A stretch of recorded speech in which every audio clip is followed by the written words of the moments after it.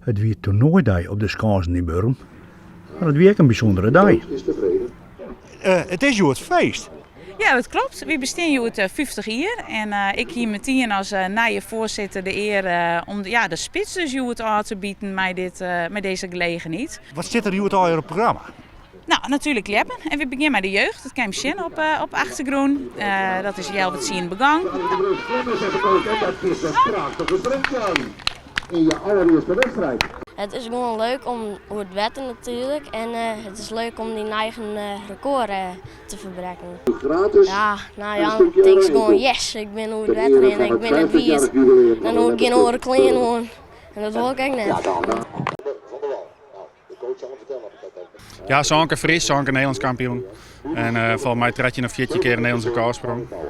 Dat is meer dan een beetje meid waar. Ja, maar vervlogen tijden, hè, dat telt het meer. Het gaat nou om de band die je nou springen. En, daar kan ik misschien nog wel krijg bot van genieten als mijn eigen sprong.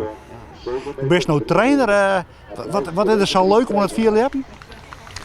Ja, eigenlijk is dat heel moeilijk uit te lezen. Eigenlijk moest het dan zelf weer een keer bezieken. Want op het moment dat het in die stok hangt en hij staat haar stil. Als je zeg maar boven het water hangt en dat je dan door kan klimmen is wel vet, zeg maar. Dat moment, daar krijgt vlinders van in de buik, dat viel heel raar. En dan wist eigenlijk al, dit wordt een hele beste. En dat moment is net te beschouwen. Dat helpt net weer waarom. In geen enkele andere sport. Van zelfs kan net elke sprong een topsprong wezen. Die